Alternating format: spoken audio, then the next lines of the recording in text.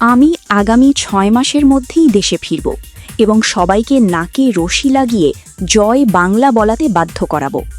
শেখ হাসিনার এই একটিমাত্র কথিত বক্তব্য এখন বাংলাদেশের রাজনীতির আকাশ বাতাস উত্তাল করে দিয়েছে। ৫ই আগস্টের সেই নাটকীয় পট পরিবর্তনের পর যারা ভেবেছিলেন শেখ হাসিনার অধ্যায় চিরতরে শেষ, তারা এখন নতুন করে শিউরে উঠছেন। প্রশ্ন উঠেছে, ভারতের নিরাপদ আশ্রয়ে থাকা সাবেক এই প্রধানমন্ত্রী কি সত্যিই কোনো গোপন মাস্টার প্ল্যান তৈরি করছেন? তার এই আত্মবিশ্বাস কি কেবলই আবেগ, নাকি এর পেছনে রয়েছে অত্যন্ত গভীর কোনো সমীকরণ? রাজনৈতিক বিশ্লেষকদের একটি বড় অংশ মনে করছেন, কিছু নির্দিষ্ট কারণে আগামী ৬ মাসের মধ্যে শেখ হাসিনার প্রত্যাবর্তন মোটেও অসম্ভব নয়। আজকের বিশেষ প্রতিবেদনে আমরা এমন ৪টি অকাট্য কারণ বিশ্লেষণ করব, যা প্রমাণ করে কেন ৬ মাসেই ফিরতে পারেন হাসিনা। শেখ হাসিনার ফেরার সম্ভাবনার প্রথম এবং প্রধান কারণ হল বাংলাদেশে তার গত ১৫ বছরে তৈরি করা নিশ্ছিদ্র প্রশাসন ও সিস্টেম। একটি দেশ পরিচালনার প্রতিটি স্তরে, পুলিশ, গোয়েন্দা সংস্থা, আমলাতন্ত্র থেকে শুরু করে বিচার বিভাগ পর্যন্ত, শেখ হাসিনা এমন এক বিশাল নেটওয়ার্ক তৈরি করে গেছেন যা রাতারাতি উপড়ে ফেলা অসম্ভব। যদিও বর্তমান বিএনপি সরকার প্রশাসন ও বিভিন্ন আইন শৃঙ্খলা বাহিনীর শীর্ষ পর্যায়ে ব্যাপক রদবদল করেছে, কিন্তু প্রশাসনের মাঝের এবং তৃণমূল স্তরে এখনও হাসিনাপন্থী কর্মকর্তাদের আধিপত্য বিদ্যমান। বিশ্লেষকরা বলছেন, এই ডিপ স্টেট বা গভীরে প্রথিত এই প্রশাসনিক কাঠামো এখনও শেখ হাসিনার ইশারার অপেক্ষায় থাকতে পারে। বর্তমান প্রশাসন যদি কোনো কারণে প্রশাসনিক স্থবিরতা বা বড় ধরনের সংকটে পড়ে, তবে এই পুরনো সিস্টেমটিই শেখ হাসিনাকে দেশে ফেরার পথ মসৃণ করে দেবে। অর্থাৎ ঘর গোছানোই আছে, শুধু সঠিক সময়ের অপেক্ষা। দ্বিতীয় প্রধান কারণ হল ভারত সরকারের সক্রিয় সহযোগিতা। এটি কোনো গোপন তথ্য নয় যে ভারত সবসময়ই শেখ হাসিনাকে তাদের সবচাইতে বিশ্বস্ত কৌশলগত বন্ধু হিসেবে বিবেচনা করে। ভারতের উত্তর পূর্বাঞ্চলীয় রাজ্যগুলোর নিরাপত্তা এবং কানেক্টিভিটির জন্য হাসিনাকে তারা অপরিহার্য মনে করে। বর্তমানে শেখ হাসিনা ভারতেই অবস্থান করছেন এবং ভারত সরকার তাকে পূর্ণ নিরাপত্তা দিচ্ছে। ভূ রাজনৈতিক প্রেক্ষাপটে ভারত কখনোই চাইবে না বাংলাদেশে তাদের প্রভাব কমে যাক।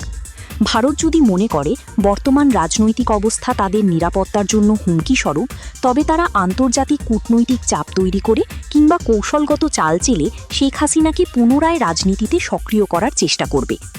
ভারতের এই নিরবচ্ছিন্ন সমর্থনই হাসিনার জন্য সবচাইতে বড় রক্ষা কবচ এবং তার ফেরার আত্মবিশ্বাসের বড় একটি উৎস।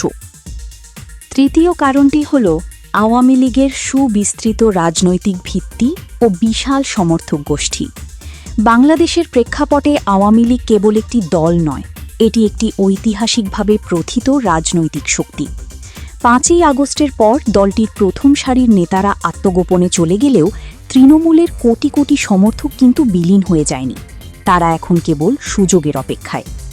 ইতিহাস সাক্ষী দেয়, বাংলাদেশে যখনই কোনো রাজনৈতিক শূন্যতা তৈরি হয়েছে, তখনই বড় দলগুলো আবার সংগঠিত হয়েছে।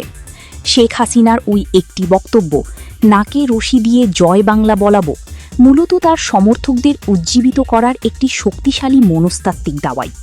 তৃণমূল কর্মীরা যদি মনে করে তাদের নেত্রী ফিরছেন, তবে তারা খুব অল্প সময়ের মধ্যে রাজপথ দখল করার ক্ষমতা রাখে। এই বিশাল জনবলই হাসিনার ফেরার স্বপ্নকে বাস্তবে রূপ দিতে পারে। চতুর্থ এবং সবচাইতে স্পর্শকাতর কারণটি হল বর্তমান রাজনৈতিক ও প্রশাসনিক ব্যবস্থার ওপর জনগণের এক ধরনের হতাশা।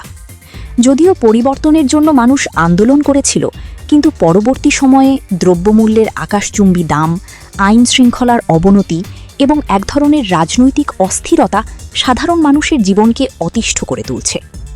মানুষ যখন বর্তমান পরিস্থিতিতে নিজেদের নিরাপদ বোধ করে না কিংবা মৌলিক চাহিদা মেটাতে হিমশিম খায়, তখন অবধারিতভাবেই তারা পুরনো দিনের সাথে তুলনা শুরু করে।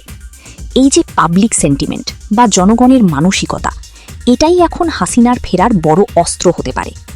বর্তমান সরকারের যে কোনো ব্যর্থতাকে পুঁজি করে আওয়ামী লীগ প্রমাণ করার চেষ্টা করবে যে হাসিনার আমলই ছিল স্থিতিশীল ও উন্নয়নের।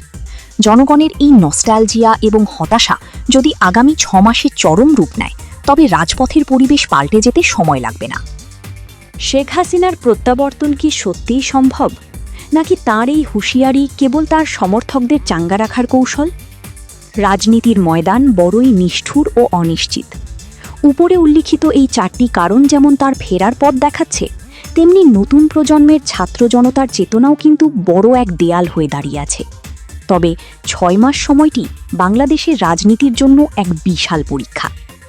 প্রিয় দর্শক, শেখ হাসিনার এই বক্তব্য এবং তার ফেরার সম্ভাবনাকে আপনি কিভাবে দেখছেন? আপনার কি মনে হয় 6 মাস পর সত্যিই বাংলাদেশে কোনো বড় পট পরিবর্তন আসতে যাচ্ছে? আপনার মূল্যবান ও নিরপেক্ষ মতামত আমাদের কমেন্ট বক্সে জানান।